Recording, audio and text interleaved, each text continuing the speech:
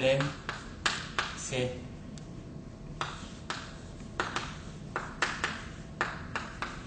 qu'est-ce que le dual d'un programme linéaire? Première question. Et deuxième question, comment trouver le dual assez rapidement? Et puis troisième question, quelle est l'importance du dual?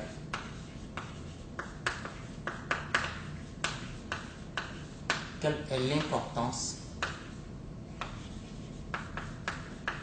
du dual? Donc c'est à ces trois questions que nous allons essayer de répondre. Et je vais partir d'un exemple. L'exemple, le voici. J'ai un programme linéaire qui consiste à maximiser une fonction objective ou une fonction économique qui vaut 6x1 plus 5x2 sous les contraintes suivantes: x1 plus x2 inférieur ou égal à 5, 3x1 plus 2x2 inférieur ou égal à 12, et les contraintes de non-négativité, de positivité, x1, x2 supérieur ou égal à 0. Alors, je vais appeler primal ce programme linéaire initial. Je prends un exemple et je pose un programme linéaire qui consiste à maximiser une fonction objective qui s'écrit 6x1 plus 5x2 sous les contraintes x1 plus x2 inférieur ou égal à 5 et puis 3x1 plus 2x2 inférieur ou égal à 12 et puis x1 et x2 supérieur ou égal à 0. J'appelle ce programme initial, ce programme linéaire initial, le primal. D'accord? C'est le primal. J'écris ici primal. Et ce que j'entends par là, c'est le programme linéaire initial ou original, si vous voulez. Le programme linéaire initial ou original que je me suis donné, c'est le primal, je l'appelle primal. Et on va appeler dual le programme linéaire qu'on va construire à partir de ce programme linéaire initial, donc à partir du primal. En observant ce programme linéaire, cet exemple, ce primal, je constate qu'il a deux contraintes. Il a deux contraintes, une contrainte, deux contraintes. Et pour cette raison, je vais introduire deux variables, d'accord? Je vais introduire deux variables qui vont correspondre à chacune des contraintes du primal. Et ces variables seront non négatives, seront positives comme les variables du primal.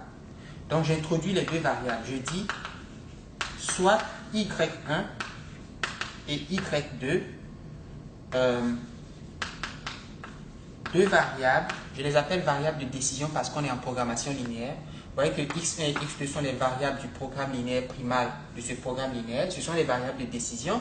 Et y1, y2, ces variables que je suis en train d'introduire maintenant, seront les variables de décision pour un autre programme linéaire qui sera appelé le dual de ce primal, ou le dual associé à ce primal.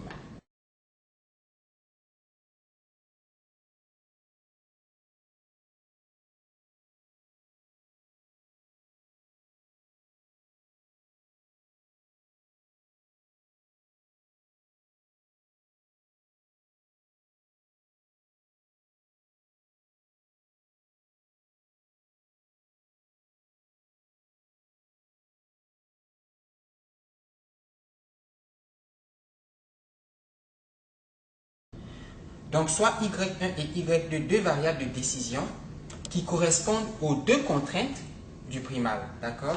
Qui correspondent aux deux contraintes du primal. Donc, la première remarque ici, c'est y1 et y2 ont été introduites en nombre égal au nombre de contraintes du primal. Si j'avais donné un exemple plus compliqué où il y avait 1, 2, 3, 4, 5, 6, 7 contraintes, alors il m'aurait fallu introduire y1, y2, y3, y4 jusqu'à y7 variables de décision pour le dual. Okay? Mais j'ai deux contraintes, donc j'introduis simplement y1 et y2. y1 supérieur ou égal à 0 et y2 supérieur ou égal à 0 comme les variables du primal. Donc y1 et y2 qui ont été introduits de façon tout à fait arbitraire, mais en nombre égal au nombre de contraintes du primal, sont non négatives. Ces variables sont non négatives. Et vous demandez, mais qu'est-ce qu'on va faire avec ces deux variables? Eh bien, vous allez voir. Donc, je prends les deux contraintes du primal. J'ai x1 plus x2 inférieur ou égal à 5 et 3x1 plus 2x2 inférieur ou égal à 12. On va multiplier cette inéquation par la variable y1 et multiplier celle-là par la variable y2. Donc, multiplions cette inéquation, ce qui signifie multiplier chaque membre de l'inéquation par la variable y1. Et puis, on va multiplier aussi chaque membre de cette inéquation par la variable y2. Si on fait ça, alors, on a y1 fois x1 plus x2 inférieur ou égal à 5y1. Et puis, y2 fois 3x1 plus 2x2 inférieur ou égal à 12y2. Faisons la somme membre à membre. Donc, je vais faire ce terme plus ce terme sera inférieur ou égal à ce terme plus ce terme. OK? Donc, j'ai y1, x1, x2, plus y2, 3x1, 2x2, inférieur ou égal à 5y1 plus 12y2.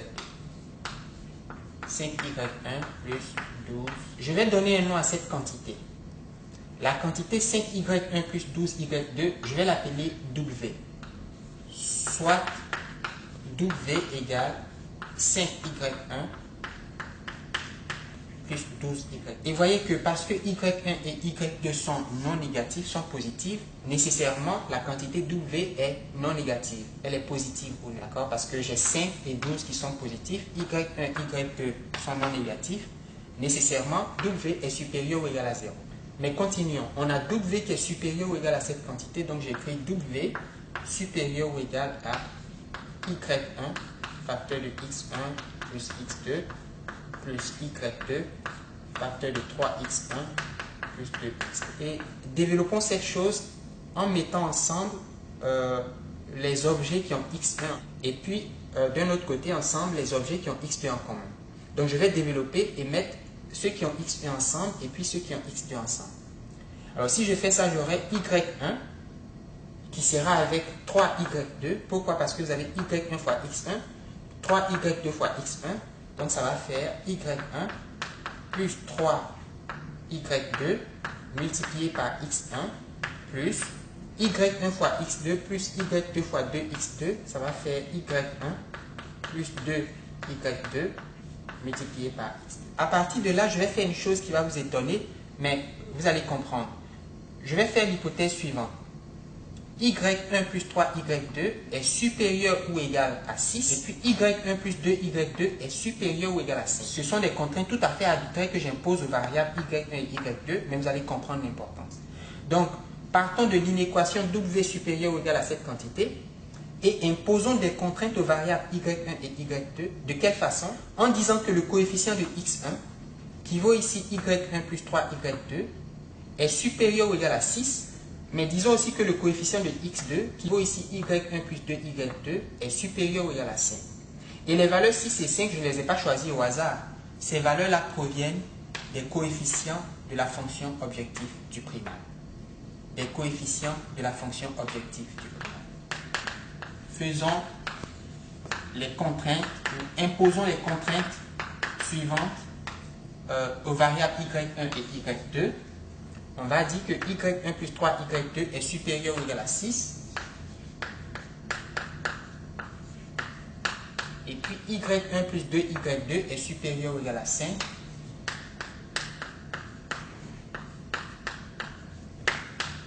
Dans ce cas, la quantité W qui vaut 5y1 plus 12y2 sera nécessairement, d'accord, W sera nécessairement, sous ces deux contraintes, W sera nécessairement supérieur à 6 fois x1 plus 5 fois x2. Donc, à 6 fois x1 plus 5 fois x2. W, nous le savons, est supérieur ou égal à cette quantité. Mais cette quantité est supérieure ou égale à 6x1 plus 5x2. Donc, par transitivité, W est supérieur ou égal à 6x1 plus 5x2. Et cela repose sur les deux contraintes que nous avons posées. Nous avons imposé des conditions, des contraintes aux variables y1 et y2 qui ont été introduites ici et qui sont non négatives. Et je rappelle que j'en ai introduit deux parce que le primal n'a que deux contraintes. Mais cette quantité, c'est Z, n'est-ce pas? Donc, sous ces contraintes, on peut dire que W est supérieur ou égal. Alors, W est supérieur ou égal à Z sous ces contraintes. Et à partir de là, les choses deviennent intéressantes. Faisons un dessin pour mieux voir. Donc, ici, j'ai 0. Supposons qu'ici, j'ai Z.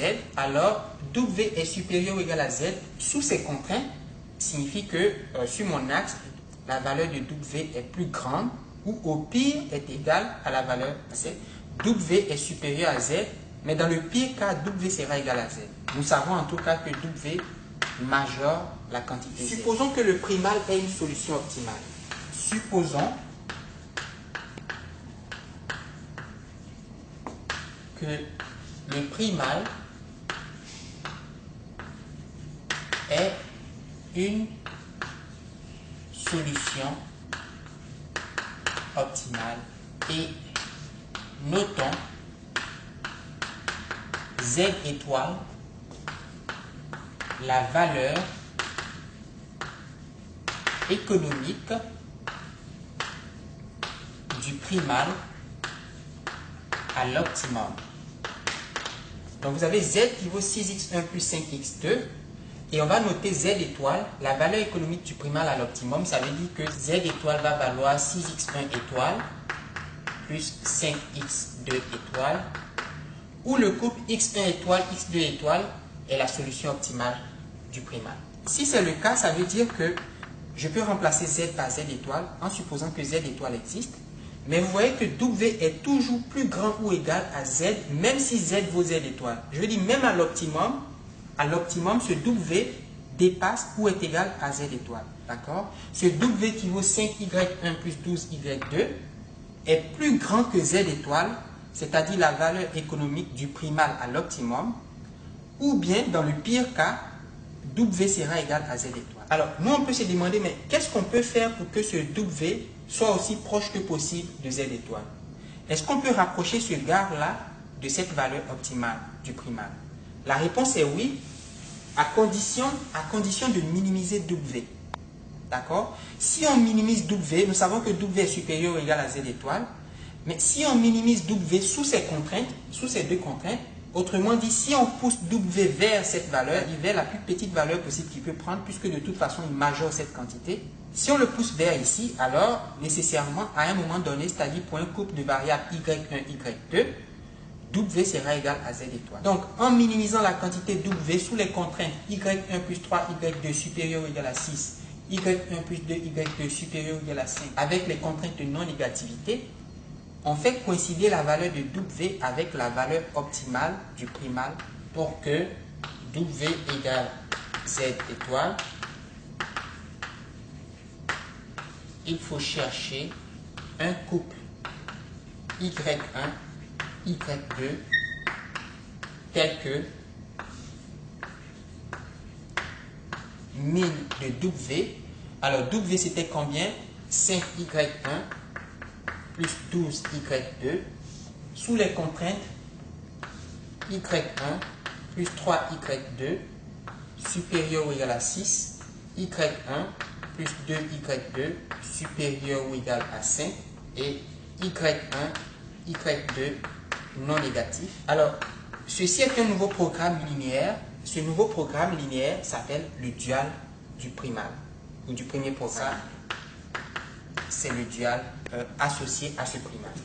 Alors, j'efface ici pour écrire ici. Donc, j'ai un programme linéaire que j'appelle le dual qui consiste à minimiser 5y1 plus 12y2 sous les contraintes y1 plus 3y2 supérieur ou égal à 6, y1 plus 2y2 supérieur ou égal à 5, y1, y2 non négatif.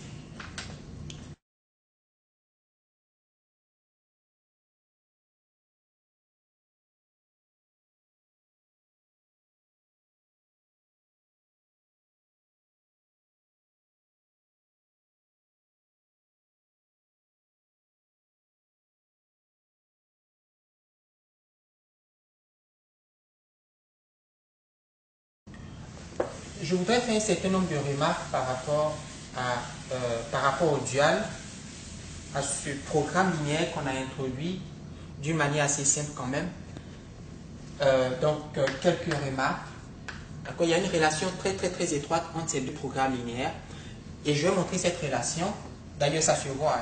Vous allez voir entre les coefficients du primal, 6, 5, 1, 1, 3, 2, 5, 12, x1, x2 non négatif, les coefficients du primal apparaissent toujours dans un ordre bien précis dans le dual. Donc la première remarque, c'est que les coefficients du primal apparaissent toujours, mais dans un ordre bien précis. Donc il faut trouver cet ordre dans le dual. Alors reprenons notre exemple. On veut maximiser z égale à 6x1 plus 5x2. Les coefficients 6 et 5 apparaissent comme étant les coefficients du second membre dans les contraintes, dans les inéquations du dual. Vous voyez ici, j'ai 6 et 5 qui sont les coefficients de la fonction objective du primal. Et quand je regarde les coefficients du second membre du dual, je vois apparaître 6 et 5. Ok. Première remarque. Deuxième chose, les coefficients 5 et 12, qui sont les coefficients du second membre du primal, apparaissent comme étant les coefficients de la fonction objective ou de la fonction économique du dual. Donc j'ai 5 et j'ai 12, mais regardez, je veux minimiser quoi? W égale à 5, 5y1 plus 12y2.